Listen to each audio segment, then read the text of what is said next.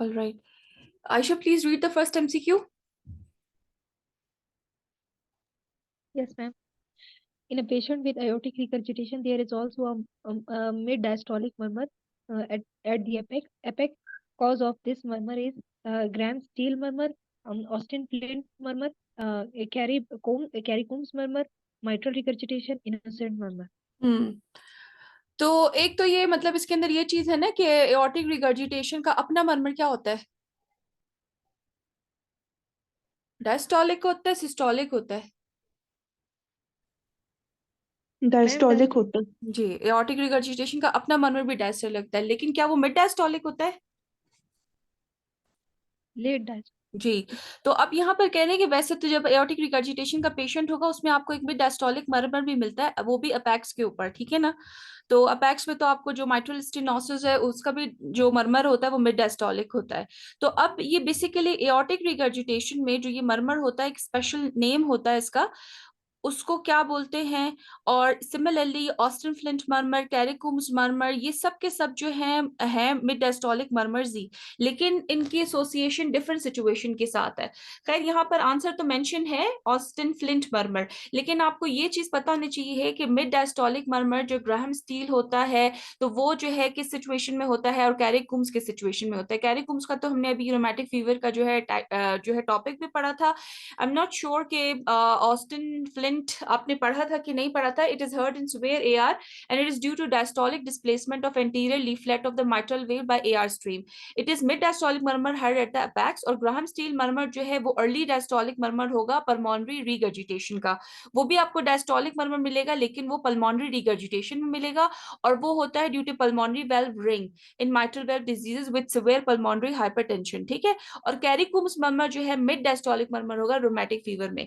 तो basically association आपको याद होनी चाहिए कि ग्राहम स्टील जो है वो किस सिचुएशन में होगा, ऑस्टिन फ्लिंट किस सिचुएशन में होगा, ठीक है ना? और ऑस्टिन फ्लिंट आपका एओर्टिक रिगर्जिटेशन के अंदर होगा, ग्राहम स्टील पल्मोनरी रिगर्जिटेशन में होगा, और कैरी कूम्स जो है आपके पास रोमैटिक फीवर में होगा। Okay, anyone else read the second question please. The most common physical sign of mitral stenosis is options are displaced apex beat, accentuated S2, irregular pulse, mid-diastolic murmur, and opening snap. Exactly answer भी read कर ले, मैं फिर आपको explain Answer is mid-diastolic murmur. Exactly तो mid diastolic murmur और जो loud S1 है, ठीक है ना, ये आपका सबसे ज्यादा पैथोग्नोमोनिक साइन होते हैं माइट्रल स्टेनोसिस के, ठीक है? अच्छा आगे इतना इंपॉर्टेंट नहीं, ये थर्ड एमसीक्यू पढ़े। Reversal of shunt in patent ductus arteriosus causes cyanosis in upper limbs, clubbing in upper limb, cyanosis in lower limbs, and coronary steal syndrome. क्या करता है? Any idea?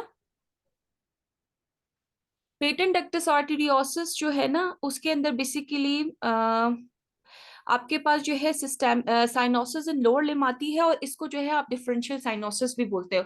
ये डिफरेंशियल साइनोसिस का ना question भी अक्सर viva में पूछते हैं कि what is differential cyanosis. Differential cyanosis में क्या है, अपर लिम साइनोज नहीं है, लोअर लिम साइनोज है। तो पेटेंट डक्टस आर्टेरियोसिस के अंदर जो है आपको cyanosis in the lower limbs मिलेगी अगर रिवर्सल हो जाएगा फ्लो का in PDA. Unoxygenated blood is shunted to the descending aorta. अच्छा आपको पता है ना कि वैसे आपके पास जो प्रेशर्स होते हैं, जितनी भी आपकी इस तरह की डिजीजेस हैं जिसमें चूंकि लेफ्ट साइडेड प्रेशर जो है ज्यादा होता है बनिस्बत राइट साइड के, इसी वजह से बहुत लंबे अरसे तक ब्लड जो है लेफ्ट साइड का राइट में मिक्स होता है, तो पेशेंट को साइनोसिस नहीं होती, जो एएसडी है, वीएसडी है, पीडीए है, ठीक है ना, ये नॉन साइनोटिक हार्ट डिजीजेस हैं। लेकिन जब जो है एक पॉइंट ऐसा आता है जहां पर राइट एट्रियम का, राइट वेंट्रिकल का प्रेशर बढ़ जाता है, राइट आपकी जो पल्मोनरी आर्टरी है उसका प्रेशर बढ़ जाता है, उसकी वजह से क्या होता है कि ब्लड आपका अब जो है साइनोस ब्लड या डीऑक्सीजनेटेड ब्लड जो है वो मिक्स होगा विद द ऑक्सीजनेटेड ब्लड, और तब जो है पेशेंट प्रेजेंट्स विद साइनोसिस, और ये जो है आपका एक acyanotic heart disease converts into cyanotic heart disease जिसे हम एजेनमेंटर सिंड्रोम भी बोलते हैं। और सिमिलरली पीडीए इनिशियली तो नहीं, लेकिन जब उसमें रिवर्सल ऑफ फ्लो होता है तो आपको सिर्फ लोअर लिम्स में साइनोसिस मिलती है, और इसको जो है हम बोलते हैं डिफरेंशियल साइनोसिस, ठीक है? Okay, read this question. A 64-year-old female presented with 3 months history of increasing ankle edema and abdominal distension. There was no history of cough, exertional dyspnea, or orthopnea. On examination, she had pitting edema up to mid thighs. JVP was elevated up to ear lobes, which increases on inspiration with absent Y descent. There was no murmur. ECG showed a low voltage QRS complexes. Echo showed bilateral enlargement. What is the diagnosis? जी, what is the diagnosis? अच्छा, overall आपको क्या impression क्या मिल रहा है इस question से? Ma'am congestive heart failure की type congestive exactly heart failure जी, कंजेस्टिव हार्ट फेलियर लग रहा है, लेकिन पेशेंट बोल रहा है कि इस हिस्ट्री में ये लोग बता रहे हैं कि कॉफ भी नहीं है, एक्सर्शनल डिस्निया भी नहीं है और ऑर्थोपनिया भी नहीं है। ठीक है, अब देखें आप, पीडल एडिमा है पेशेंट को, एब्डोमिनल डिस्टेंशन भी है, लेकिन अगर हार्ट फेलियर होता तो उसको एक्सर्शनल डिस्निया और ऑर्थोपनिया होता। लेकिन ये जो सारी फाइंडिंग्स है ये आप देख रहे हैं राइट वेंट्रिकुलर फेलियर के हैं ना बेसिकली। अगर आपको एक्सर्शनल डिस्निया या ऑर्थोपनिया आता है वो पल्मोनरी कंजेशन की वजह से आता है ना, मतलब लेफ्ट का उसमें इतना काम नहीं है, लेकिन जो राइट जो एडिमा जहां जहां होता है, जैसे पीडल एडिमा है, एब्डोमिनल डिस्टेंशन है, तो ये सारा जो है आपका राइट वेंट्रिकुलर की तरफ जा रहा है और जेवीपी एलिवेटेड है। अब जेवीपी की जो है ना अपनी वेव्स होती हैं। मेरे ख्याल मैंने आपको शायद जेवीपी की वेव्स ही पढ़ाई, वैसे ये ओवरऑल इंपॉर्टेंट है। मेरा अपना ये आइडिया था कि जब मैं आप लोगों को एग्जामिनेशंस करवाऊंगी तो वहां पर जो है ये पॉइंट करवाऊंगी। बेसिकली असल में ये जो है it's a case of restrictive cardiomyopathy. इसकी जो है ना पहचान यही होती है कि आपको राइट साइडेड कार्डियक फेलियर के साइन मिलते हैं, और इसके अलावा जो है आपको जो कार्डियोमायोपैथी की रिस्ट्रिक्टिव उसके अंदर जो है लो वोल्टेज क्यूआरएस कॉम्प्लेक्सेस मिलते हैं, जैसे कि पेरिकार्डियल इफ्यूजन के अंदर मिलते हैं। और इसके जो इंपॉर्टेंट पॉइंट होती है ना, एब्सेंट वाई डिसेंट होता है। अगर आपने देखा हो तो ए सी वी और वेव्स होती है इसकी, और एक्स एंड वाई डिसेंट्स बनती हैं जो जेवीपी वेव होती है। तो इसके अंदर जो एब्सेंट वाई वेव है it actually points towards a restrictive cardiomyopathy. तो ये जो है आपको पॉइंट हमेशा जो है याद करना, ये एक इंपॉर्टेंट एमसीक्यू है। Sign and symptoms of right-sided heart failure with biatrial enlargement and low voltage ECG with elevated JVP and absent Y descent on JVP are characteristic of restrictive cardiomyopathy. In constrictive pericarditis, अब आपकी जो constructive pericarditis है ना उसकी भी तकरीबन इसी तरह की क्लिनिकल फाइंडिंग्स होती हैं, लेकिन उसमें एब्सेंट के बजाय क्या होगा, आपको स्टीप वाई डिसेंट मिलेगा। And in dilated cardiomyopathy there are signs and symptoms of left sided failure as well. ठीक है, and hypertrophic cardiomyopathy presents in early age and presents with sudden cardiac death, जो hypertrophic obstructive cardiomyopathy HOCM जो हमने पढ़ा है। ठीक है, in tricuspid regurgitation there is a pansystolic murmur. अच्छा, एमसीक्यू सॉल्व करने का ना एक तरीका ये भी होता है, या तो आपको करेक्ट आंसर उसका पता है, अगर आपको करेक्ट आंसर उसका नहीं पता तो यू स्टार्ट एक्सक्लूडिंग कि ट्राइकस्पिड रिगर्ज होता तो हाँ इसमें हमें मर्मर मिल जाता। ठीक है ना, सिमिलरली डायलेटेड कार्डियोमायोपैथी होती तो इसमें तो लेफ्ट वेंट्रिकुलर की भी साइंस मिलने चाहिए थे। ठीक है, क्योंकि ये ग्लोबल मायोपैथी होती है। तो इस तरह से जब आप एक्सक्लूड करते हैं तो आप जो है मेन आंसर तक पहुंच सकते हैं। Please read the fifth question. A 29-year-old female presented with 1 week history of increasing dyspnea, orthopnea, and PND. She had undergone a C-section 2 weeks previously. This was her first pregnancy. During pregnancy, she had a completely normal echocardiography, which was done for a short systolic murmur. On examination, she had tachycardia, S3 heart sound, bilateral fine crackles up to mid zones with raised JVP and bilateral ankle edema. No murmur appreciated. What is the diagnosis? ठीक है, अब इसका overall impression क्या है आपका, कौन सा वाला फेलियर है? Left-sided है because of crackles and अच्छा जी, अच्छा यहाँ पर जो है ना एक चीज आप देख लें कि कुछ सिनेरियोज ना खुद आंसर की तरफ पॉइंट आउट करते हैं। जब भी इस तरह प्रेग्नेंट लेडी का वो बताएं और हार्ट फेलियर के साथ है ना, तो almost all the time the diagnosis is peripartal cardiomyopathy. ठीक है, तो कोत्सुबु तो हमने कल पढ़ा था, मैंने इसको एक्सप्लेन भी किया था। और वायरल मायोकार्डाइटिस का कोई प्रोड्रोमल वो सिम्टम्स आपको लाजमी देंगे कि कोई फ्लू लाइक इलनेस थी और उसके बाद हुआ। ठीक है, इन्फेक्टिव एंडोकार्डाइटिस की भी अपनी फाइंडिंग्स होती हैं। इडियोपैथिक तो नहीं होगा, इडियोपैथिक तो आप उस वक्त लेबल करते हो ना जब बाकी तमाम कॉजेज एक्सक्लूड हो जाएं। तो यहाँ पर वो बता रहे हैं कि पेशेंट जो है प्रेगनेंसी उसकी है, तो इस वजह से आपका जो फर्स्ट इसमें प्रॉपर डायग्नोसिस बनेगी that would be peripartal cardiomyopathy. Peripartal cardiomyopathy को आप लेबल कब करते हो? करते हो। फर्स्ट सेकेंड ट्राइमेस्टर में अगर पेशेंट को कोई हार्ट फेलियर के साइन होते हैं तो वो पेरिपार्डियल लेबल नहीं होता। इसका जो है ये आपको ड्यूरेशन याद रखना है कि लास्ट ट्राइमेस्टर और इवन डिलीवरी के बाद भी फर्स्ट 6 मंथ्स में अगर पेशेंट जो है पेशेंट प्रेजेंट करेगा with the clinical sign symptoms of heart failure, it would be labelled as peripartal cardiomyopathy. ठीक है जी, उसमें फिर वो पोस्ट पार्टल कार्डियोमायोपैथी होगा अगर डिलीवरी के बाद होगा। ठीक है, heart failure after pregnancy is most likely due to peripartal cardiomyopathy and no history of fever और murmur rules out infective endocarditis and myocarditis. Idiopathic dilated cardiomyopathy is a diagnosis of exclusion. ठीक है, जब आपके बाकी तमाम factors exclude हो जाएं। And Tocqueville cardiomyopathy typically occurs in older women after sudden intense emotional or physical stress, जो कि जैसे कि कल डिस्कस हुआ था, and presents as chest pain with acute pulmonary edema with ECG changes mimicking acute infarction. इसका मैंने कल बताया भी था कि इसकी कैरेक्टरिस्टिक फाइंडिंग होती है इकोकार्डियोग्राफी पे। कोई बताएगा क्या है वो टोकोसुबु की?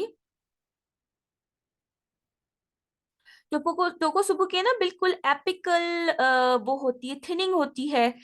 इसी वजह से क्या होता है कि जैसे सिस्टोल में कॉन्ट्रैक्ट करता है ना हार्ट, तो जो हार्ट का ये पोर्शन है बिल्कुल बलून की तरह बाहर निकलता है जैसे एक ऑक्टोपस का हेड होता है। तो टोकोसुबु जो है बेसिकली एक जापानीज ऑक्टोपस का नाम है और इसी वजह से इस कार्डियोमायोपैथी का नाम टोकोसुबु कार्डियोमायोपैथी है। ठीक है जी, 6 क्वेश्चन रीड करें। A patient with crushing central chest pain for 4 hours came to emergency. ECG done showed T-wave inversions in all precordial leads. What should be the next investigation? ठीक है जी, कोई gas है? तो acute coronary syndrome ना, crushing central chest pain के साथ है। अब ईसीजी में आपको टी वेव इन्वर्जन भी मिल रही है सारी प्रिकॉर्डियल लीड्स में। आसान सा है मैम बी ठीक है ऑप्शन टॉप टी। जी जी, टॉप टी बहुत ही आसान सा है। अभी आपको देखें, अगर तो एसटी सेगमेंट एलिवेशन मिल जाए। अब अक्यूट कोरोनरी सिंड्रोम के अंदर कौन सी 3 चीजें आती हैं बताएं?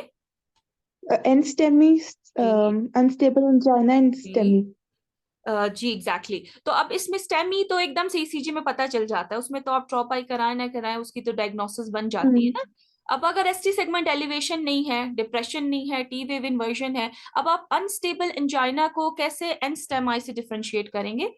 तो आपने ट्रॉप आई करवाने होते हैं। ठीक है, ताकि आप एक एमआई को डिफरेंशिएट करें from simple ischaemia.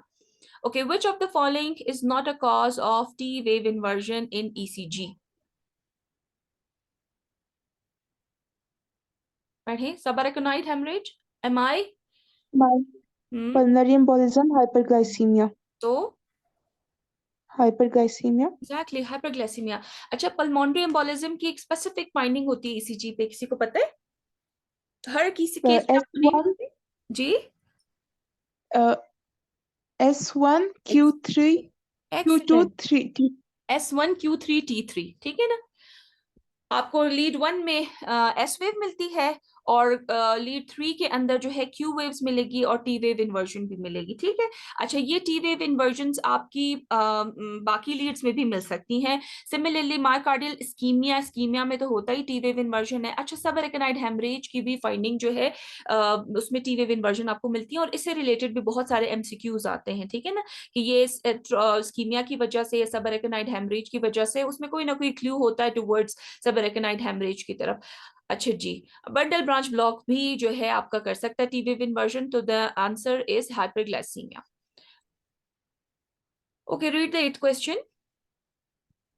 A 50-year-old patient with complaints of exertional shortness of breath, bilateral pedal edema, and recurrent palpitations came to OPD.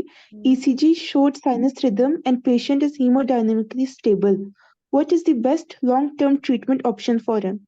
Furosemide plus Ramipril, furosemide plus Ramipril plus bisoprolol, furosemide plus digoxin, furosemide plus nifedipine. ठीक है जी। अब है क्या, एक्सेशनल shortness of breath है, bilateral पीटल oedema है and recurrent palpitations. अब ठीक है, बायलेटरल पीटल एडिमा और एक्सेशनल शॉर्टनेस ऑफ ब्रेथ से तो थोड़ा आप चलेंगे कि ये हार्ट फेलियर की जो है ना तरफ जा रहा है। हम्म एक्सेशनल शॉर्टनेस ऑफ ब्रेथ के साथ अगर एडिमा अगर आ जाएगा तो most probably, not all the time, कुछ और भी डिफरेंशियल्स होते हैं इसके। अच्छा, अब ये है कि पैल्पिटेशंस भी हैं पेशेंट को। आप जब ईसीजी करा रहे हैं उसमें साइनस रिदम है और पेशेंट हीमोडायनेमिकली भी स्टेबल है, तो लॉन्ग टर्म ट्रीटमेंट ऑप्शन इसके लिए क्या होगा? वैसे तो यहाँ से सामने ही है आपका फ्यूरोसमाइड, ट्रामीप्रिल और बिसोप्रोलोल। डिजॉक्सिन की क्या इंडिकेशन होती है हार्ट फेलियर में? डिजॉक्सिन कब देते हैं हार्ट फेलियर? वैसे हमने काफी अच्छा पढ़ा था। Ma'am, digoxin is given to reduce hospitalization period of the patient. इस सिनेरियो में ऐसी क्या चीज Um, होती कि आप बोलती कि नहीं मैं डिजॉक्सिन भी दूंगी पेशेंट को? डिजॉक्सिन हार्ट फेलियर के साथ उस वक्त देते हैं अगर जो है पेशेंट का जो है इजेक्शन फ्रैक्शन बहुत कम हो। अब ये देखिए, हीमोडायनेमिकली स्टेबल का मतलब ये है कि पेशेंट का इजेक्शन फ्रैक्शन इज नॉर्मल, ठीक है। दो इन्होंने इकोकार्डियोग्राफी नहीं दी, अगर एक इजेक्शन फ्रैक्शन उसका कम होता तो पेशेंट हाइपोटेंसिव होता। दूसरी क्या चीज है डिजॉक्सिन, अगर एट्रियल फिब्रिलेशन के साथ हो पेशेंट, हार्ट फेलियर के पेशेंट एट्रियल फिब्रिलेशन के साथ हो तब भी आप डिच देते हैं, और अगर जो है इजेक्शन फ्रैक्शन बहुत कम हो तो तब भी आप डिच देते हैं, ठीक है। अच्छा, निफेटिपिन कैल्शियम चैनल hmm. ब्लॉकर आप जो है हार्ट फेलियर के पेशेंट्स में अवॉइड करते हैं। और इसके अलावा जो है अब सिर्फ फ्यूरोसमाइड और रैमिप्रिल भी हो सकता था, सिर्फ फ्यूरोसमाइड भी हो सकता था। Why furosemide ramipril with bisoprolol? उसमें जो है ना आपकी वो बात ठीक है जो आप अभी डिच के लिए बता रही थी ना कि वो हॉस्पिटल एडमिशन के उसको डिक्रीज करता है, क्योंकि ये जो है मोर्टेलिटी रिड्यूसिंग एजेंट्स हैं। That is not true for digoxin, that is true for beta blockers and S inhibitors और स्पाइरोनोलेक्टोन, ठीक है। अच्छा, all patients with Hmm. current or prior symptoms of heart failure should be on ACE inhibitors and beta blockers along with diuretics for fluid retention. And nifedipine is contraindicated in heart failure and which is indicated in heart failure with atrial fibrillation इन्होंने यहाँ पर लिखा है, लेकिन low ejection fraction भी होता है, ठीक है जी। Read question number 9. A young boy has to squat while playing. He has a history of drop attack 1 year back. Examination revealed ejection systolic murmur, which becomes softer with squatting. What is the diagnosis? अच्छा जी। अच्छा, pan systolic मरमर किन situation में मिलता है आपको? Pan systolic. MR में, हम्म। टॉफ में, और एमआर के साथ उसका साथ वाला एक और वेल्व भी है, वो भी बता दो। TR, T R, hiatus MR, T ventricular, R और टॉफ में या VSD में? उसमें टॉफ में जो है आपके पास पैन सिस्टोलिक नहीं होता, सिस्टोलिक मरमर तो होता है, वीएसडी में होता है। वेरी गुड, वीएसडी में होता है, ठीक है VSD. जी। अच्छा जी, इसके अंदर जो क्लू है ना, ऐसा जब भी वो इस तरीके का देंगे कि एक यंग बॉय है जिसको बार बार खेलने के दौरान चूंकि उसको शॉर्टनेस ऑफ ब्रेथ होती है एक्सर्शनल, तो उसको रिलीव करने के लिए ना he sits in squatting position, ठीक है ना। He has a history of Hmm. Drop attack 1 year back. Examination पे आपको इजेक्शन सिस्टोलिक मरमर मिला। इजेक्शन सिस्टोलिक मरमर आपको किन किन सिचुएशन में मिलता है? सिस्टोलिक मरमर, पैन सिस्टोलिक तो आपको एमआरटीआर में मिलता है ना, इजेक्शन सिस्टोलिक आपको एएस और पीएस से मिलता है, एओर्टिक स्टेनोसिस में और Hmm. पल्मोनरी स्टेनोसिस में, ठीक है ना। अब ये एओर्टिक स्टेनोसिस क्यों नहीं है? एक तो ये देखें कि एओर्टिक स्टेनोसिस आपको ओल्ड एज के अंदर मिलेगी। जब भी यंग पेशेंट के अंदर इजेक्शन सिस्टोलिक मरमर बताए ना, वो आपका जहन हमेशा हाइपरट्रॉफिक कार्डियोमायोपैथी की तरफ जाना चाहिए, हुक्म की तरफ, ठीक है जी। इसकी जो है क्या है, पेशेंट स्क्वाट क्यों करता है? क्योंकि with rapid squatting as venous return to the heart increased and outflow tract obstruction becomes less severe. इसके अंदर हमने देखा था कि जो एंटीरियर वॉल मूवमेंट होती है माइट्रल वेल्व की ना, उसी वजह से ऑब्स्ट्रक्शन होती है। तो स्क्वाटिंग की वजह से जो वीनस रिटर्न बढ़ता है ना, तो उस प्रेशर की वजह से वो उस आउटफ्लो जो ऑब्स्ट्रक्शन हुई भी होती है उसको ओपन करता है, तो पेशेंट को रिलीफ मिलता है। जबकि एओर्टिक स्टेनोसिस का murmur increase in intensity with squatting as more blood is being Hmm. Injected. अब वो तो ऑलरेडी एक स्टेनोज्ड वेल्व है, तो उसके अंदर इंक्रीज वीनस रिटर्न आपकी शॉर्टनेस ऑफ ब्रेथ को इंप्रूव नहीं करेगा। जबकि हाइपरट्रॉफिक ऑब्स्ट्रक्टिव कार्डियोमायोपैथी, क्योंकि वो हाइपरट्रॉफी, सेप्टल हाइपरट्रॉफी की वजह से ऑब्स्ट्रक्शन हो रही है, इस वजह से स्क्वाटिंग जो है इसको रिलीव करेगी। जबकि जो ये है आपका एओर्टिक स्टेनोसिस है, वो तो है ही फिजिकल स्टेनोसिस मौजूद है, तो उसके अंदर आपको जो है ये स्क्वाटिंग जो हेल्प नहीं करेगी। तो ये जो है इसका हमेशा हुक्म के अंदर क्लू पॉइंट यही होता है कि young boy and squats while playing. ये यंग पेशेंट्स के अंदर अगर इजेक्शन सिस्टोलिक मरमर है, go for hypertrophic obstructive cardiomyopathy. Old patient के अंदर अगर इजेक्शन सिस्टोलिक मरमर है तो गो फॉर एओर्टिक स्टेनोसिस, ठीक है। अम, अच्छा जी, question number 10। A 54-year-old man collapsed suddenly in emergency. He became ECG 20 what would be your next step? Collapse हो गया ना पेशेंट, ठीक है, कोलैप्स हो गया, वाइटली अनस्टेबल है। वाइटली अनस्टेबल जब भी आएगा आपके पास पेशेंट, तो आपने उसको मेडिसिन की तरफ नहीं जाना है, आपने डिफिब्रिलेट करना है, ठीक है ना। कोई भी आपका जो है ये इस तरह से एरिथमियाज आते हैं, उसके अंदर पहला पॉइंट यही होता है, कोई भी एरिथमिया हो, आपका एसवीटी हो, आपका वीटी हो, आपका एट्रियल फिब्रिलेशन हो, वीटी में तो मोस्ट ऑफ टाइम आपको करना पड़ता है डिफिब्रिल कार्डियोवर्ट। अच्छा, लेकिन एट्रियल फिब्रिलेशन के साथ भी आपने सबसे पहले क्या देखना है, पेशेंट इज वाइटली स्टेबल या नॉट। वाइटली स्टेबल होगा तो फिर आप चाहेंगे कि भाई एड्रेनलिन आपको देना चाहिए, नहीं देना चाहिए, एम्योड्रॉन आप जो है किसके अंदर किन सिचुएशंस में देंगे, एसवीटी है तो क्या देंगे, वीटी है तो क्या देंगे, अगर एट्रियल फिब्रिलेशन है तो क्या देंगे। लेकिन अगर वाइटली ही अनस्टेबल है, ऑलवेज बाकी चीजों की तरफ बिल्कुल सोचे भी नहीं एंड गो फॉर डिफिब्रिलेशन, ठीक है जी। The two indications of defibrillation are ventricular fibrillation and pulseless VT. As this patient is in pulseless VT, defibrillation is indicated. ठीक है जी। इसमें जो है ये बेसिकली सिनेरियो आपके पास कार्डियक अरेस्ट का है, ठीक है ना।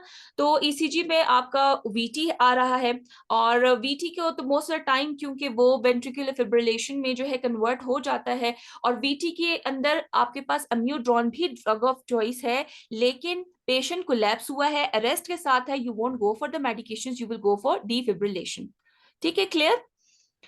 Yes, now ma'am. Question number 11। A अच्छा, एक यहाँ पर ये 25-year-old चीज भी man. देख लें, ये जो टू इंडिकेशंस डिफिब्रिलेशन की है ना, एक तो वेंट्रिकुलर फिब्रिलेशन, पल्सलेस वीटी, जो हम पेशेंट का सीपीआर भी करते हैं अक्सर, आपने देखा होगा, उसके अंदर जो हम डिफिब्रिलेट कर रहे होते हैं सीपीआर के बीच में, उसमें हमें देखना Mm. होता है कि जब हम वो ईसीजी पैटर्न इसलिए देख रहे होते हैं क्योंकि हमें उसमें ये देखना होता है कि ये जो है शॉकेबल रिदम है या नॉन शॉकेबल रिदम है। अगर पेशेंट का सिंपल अरेस्ट हो और उसके बाद ए सिस्टोली आ रही हो, जैसे सीधी लाइन आती है आपके पास, तो उसमें आप जो है पेशेंट को शॉक नहीं देते, वो नॉन शॉकेबल रिदम होता है, ठीक है।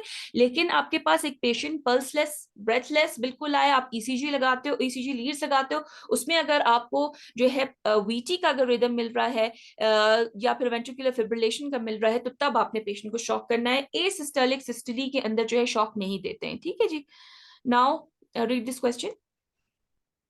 A 25-year-old man who is known cocaine addict presented with central crushing chest pain of 3 hours duration after using cocaine 4 hours back. An ECG revealed ST segment elevation in V1, V2, and V3.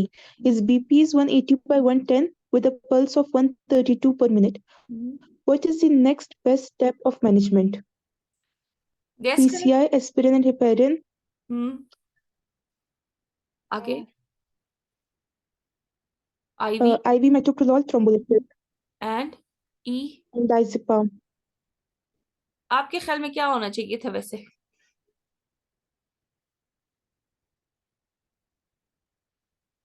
इसमें जो है Mm, basically ये चीज आप देखें कि patient, ये जो कोकेन है ना यहाँ पर, ये थोड़ा सा क्लू है। इसमें ये होता है कि जो कोकेन इंड्यूस्ड स्टेम आई होता है ना, it should be treated with PCI if available, as cocaine causes vasospasm with platelets activation and acute arterial blockage.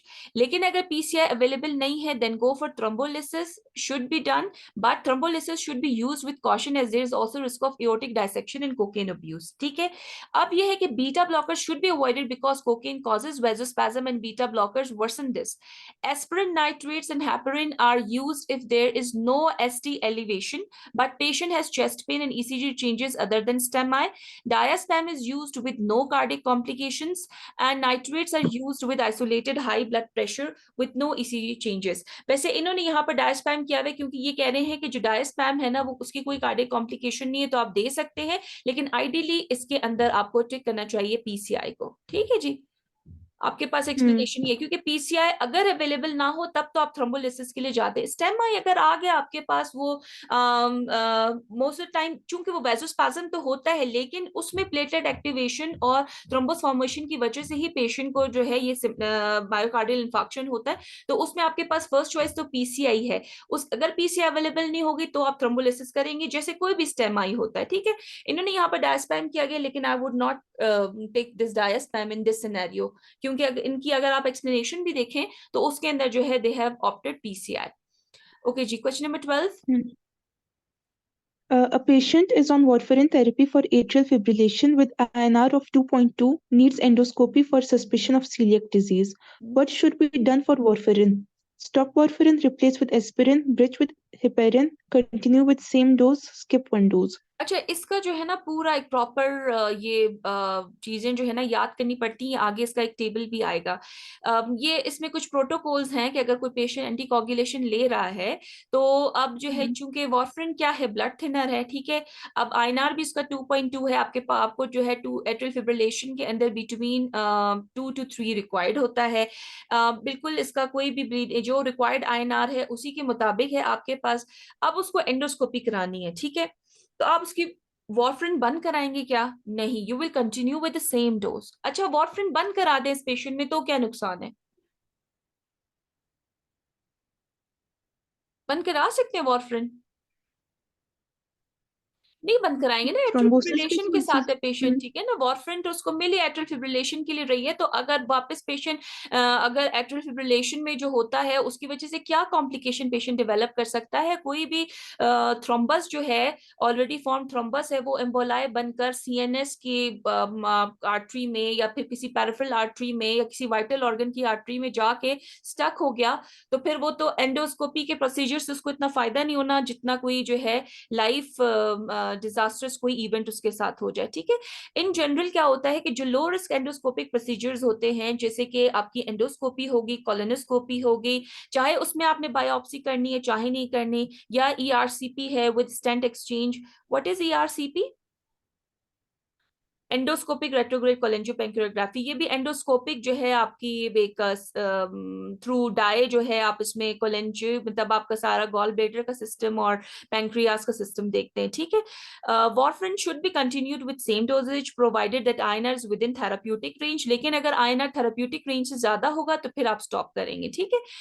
In high risk procedures like EGD or colonoscopy with dilation, polypectomy or thermal ablation and PEG tube insertion, warfarin should be discontinued 3 to 7 days before procedure with INR less than 1.5 for procedure, and heparin bridging therapy is used for that. तो ये इनके protocols हैं। अगर आपने high risk procedure करने तो आप stop करेंगे 3 से 7 दिन पहले, और उसके अलावा उसको हेपरिन लेकिन लाजमी देंगे, ठीक है ना। ये नहीं कि आपने वार्फरिन नहीं दी और आप हेपरिन भी स्टॉप करें, क्योंकि जो रिस्क फैक्टर्स हैं वो मैं आपको एक्सप्लेन कर चुकी हूँ, लेकिन जो लो रिस्क एंडोस्कोपिक प्रोसीजर्स हैं उसमें आपने जो है स्टॉप नहीं करनी। Read this question number 13। A 21-year-old boy with 2-month history of fever has a pansystolic murmur at mitral area. No other findings. What other investigation should be done next? Chest X-ray, angiography, transesophageal echo, thallium scan, cardiac catheterization. अच्छा, अभी आप देखें fever है, पैनसिस्टोलिक murmur है, तो जो अभी हमने टॉपिक पढ़ा था एक इन्फेक्टिव एंडोकार्डाइटिस के अंदर, हमने क्या कहा था? Fever with a murmur is always infective endocarditis until proven otherwise. अब आपकी जो है सस्पिशन ज्यादा है इसके अंदर कि इट इज इन्फेक्टिव एंडोकार्डाइटिस, लेकिन you don't get anything on the जो है जो ट्रांसथोरेसिक एकोकार्डियोग्राफी है, तो what should be your next step? To go for transoesophageal echo. ये कल हमने ये सारे स्टेप्स डिस्कस किए थे ना, डे बिफोर यस्टरडे, सॉरी। तो transthoracic echo can not image vegetation less than 2 millimetre. अगर 2 मिलीमीटर से कम की वेजिटेशन होंगी तो ट्रांसथोरेसिक एको जो है उसको डिटेक्ट नहीं कर सकता। अगर जो है इससे ज्यादा की होंगी तो फिर वो डिटेक्ट हो जाएगा। अगर आपकी सस्पिशन ज्यादा है तो you have to go for transoesophageal echocardiography, ठीक है जी। 14th क्वेश्चन पढ़े। A patient presented with complaints of palpitation and apprehension in emergency. ECG showed ventricular tachycardia at a rate of 190 per minute with a blood pressure of 85 by 60 millimeters of mercury and a palpable pulse. What should be next best management step? ठीक है, अब 85 by 60 Defibrillation, haemodynamically stable है, unstable है? unstable. ठीक है ना, unstable है तो आप मेडिसिन की तरफ तो नहीं जाएंगे। ठीक है जी। Hmm. आपको यहाँ पर जो है वीटी मिल रहा है तो डिफिब्रिलेट करेंगे या कार्डियोवर्जन करेंगे? इसके अंदर जो है हम कार्डियोवर्जन करेंगे। क्यों? Pulseless VT, go for Pulse. Defibrillation. ठीक है, unstable VT Hmm. With pulse, you have to cardiovert. Stable VT with pulse, amiodarone. ठीक है, क्वेश्चन नंबर 15 पढ़े। A patient presented with bilateral pedal edema is on many medications for resistant hypertension. Chest X-ray, echo, and urine analysis results are normal. Which drug can cause this problem? Atenolol, valsartan, amlodipine, prazosin, spironolactone. मतलब bilateral pedal edema है जो कि hypertension की medicine ले रहा है। Always remember, और आपको अपनी ओपीडी में भी ऐसे पेशेंट्स बहुत मिलेंगे जिनका पूरा पेडल एडिमा इतना इन्वेस्टिगेट हो जाता है लेकिन they are kept on the calcium channel blocker. Calcium channel blockers का जो है पेडल एडिमा दो रेयर, लेकिन ये साइड इफेक्ट आपको नजर भी आता है और उसको रिस्पॉन्ड उसी वक्त करेगा जब आप कैल्शियम चैनल ब्लॉकर जो है पेशेंट का स्टॉप करेंगे और लेग एलिवेशन कराएंगे। ये जब हमने पढ़ा था टॉपिक तो तब भी मैंने डिस्कस किया था। तो ये जो है एमसीक्यूज को घुमा फिरा कर किसी ना किसी तरीके से देते हैं कि आपको ये समझाने की कोशिश करें कि कैल्शियम चैनल ब्लॉकर का साइड इफेक्ट है पीडल एडिमा। उसमें आपको एकोकार्डियोग्राफी, एक्सरे सब कुछ नॉर्मल मिलता है। तो what is the culprit drug? Culprit drug is amlodipine. ठीक है जी। Question number 16। A 45-year-old patient presented with sudden onset of chest pain. Angiography was done, which showed 85% stenosis of proximal LAD. Left Anterior ascending. What is the Left best treatment anterior option for the ठीक है, left anterior descending artery? What is the best treatment option for this अब patient? 85% से ज्यादा की stenosis है ना, 70% से ज्यादा हो गई तो आप क्या करेंगे? एंजियोग्राफी आपने की। Cabbage? हाँ, एंजियोग्राफी आपने की, आपको 85% स्टेनोसिस मिल गई। आप अब वो पेशेंट को मेडिकल ट्रीटमेंट पे ही रखेंगे या आप जो है नॉन ड्रग इल्यूटिंग स्टेंट पे रखेंगे या आप ड्रग इल्यूटिंग स्टेंट पे रखेंगे? अच्छा, आपके लेवल पे आपको ये भी पता चल जाए कि स्टेंट पे रखेंगे, ये भी बड़ी बात है। ठीक है ना। सिर्फ अब जरा बता, इतनी स्टेनोसिस आगे आपने जाना तो एंजियोप्लास्टी के लिए है। ठीक है, स्टेंट प्लेसमेंट को एंजियोप्लास्टी बोलते हैं। ठीक है, अब अगर स्टेंट में नॉन ड्रग इल्यूटिंग देंगे, ड्रग इल्यूटिंग, तो इसमें you have to select drug eluting. क्यों? क्योंकि it locally delivers anti proliferative drugs and reduce restenosis. Bare metal stent causes recurrent stenosis within 6 months। ठीक है, CABG is mainly used in left main stem disease और triple vessel disease. अच्छा, diabetic patient आपके पास हो with जो है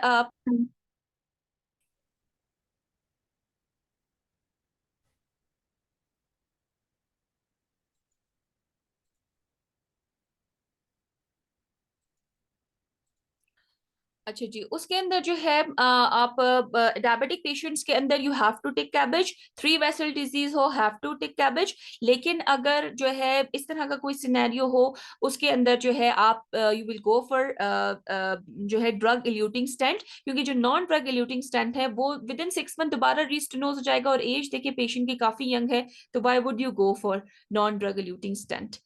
okay, question number 17 पढ़ ले, then I end the session. Ma'am, I cannot see the.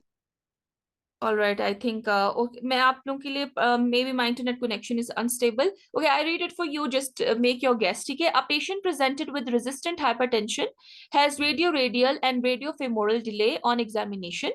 What is the most probable lesion? वैसे तो आपको in general भी पता होना चाहिए कि radioradial या radiofemoral delay आपको कब मिलता है, कौन सी डिजीज में मिलता है? ये Aortic dissection. नहीं, ये कोआक्टेशन ऑफ एओर्टा में मिलता है। Coarctation is what. हाँ जी, और अगर Yes, sir. कोआक्टेशन ऑफ एओर्टा का जो ओरिजिन है बिफोर द सबक्लेवियन आर्टरी हो तो उसमें जो है आपको जो है इस तरह की फाइंडिंग मिलती है। बेसिकली रेडियोफेमोरल डिले आपको कोआक्टेशन एओर्टा में मिलता है आफ्टर सबक्लेवियन आर्टरी रीजन, और जो रेडियो रेडियल डिले भी मिले और रेडियोफेमोरल डिले मिले तो इसका मतलब है वो बिफोर सबक्लेवियन आर्टरी है। ठीक है ना, रेडियोफेमोरल का मतलब है सबक्लेवियन आर्टरी के ओरिजिन के बाद कोऑक्टेशन है, और अगर रेडियो रेडियल और रेडियो फेमोरल मिल जाए, मतलब रेडियो फेमोरल तो दोनों केसेस मिलेगा, लेकिन अगर रेडियो रेडियल भी मिल रहा है ना आपको, अपर लिम्स में भी डिले मिल रहा है आपस में, तो इसका मतलब है कि सबक्लेवियन आर्टरी, क्योंकि सबक्लेवियन आर्टरी अपर लिम्स को देती है ना, इसका मतलब ये कि सबक्लेवियन आर्टरी से पहले ही कोऑक्टेशन है। Okay, a large v wave in JVP occurs in, अच्छा ये वैसे एमसीक्यू पॉइंट है, मैं इंशाल्लाह कोशिश करूंगी कि जेवीपी के ऊपर आप लोगों की क्लास लूं। ये वैसे ट्राइकस्पिड रिगर्जिटेशन में होती है, ठीक है ना, ये आपको पता होना चाहिए कि लार्ज वी वेव जो है टीआर के अंदर होती है। अब अगर उसका आप लोग वो कर्व समझ लेना तो आपको ये चीजें याद करने में मसला नहीं होगा इंशाल्लाह, ये मैं आप लोगों को अच्छे से एक्सप्लेन करूंगी। Question 19 is which one of the Okay. Following, sorry, can you see the screen now? No, ma'am. Okay. Okay, which one of the following is the imaging modality of the choice for diagnosing and monitoring of cardiomyopathies? ये तो topic हमने कल पढ़ा है। Thallium scan करवाएंगे cardiomyopathy को monitor करने के लिए, एंजियोग्राफी कराएंगे कार्डियोमायोपैथी को मॉनिटर करने के लिए, कार्डियक कैथेटराइजेशन कराएंगे, एकोकार्डियोग्राफी कराएंगे, चेस्ट एक्सरे कराएंगे।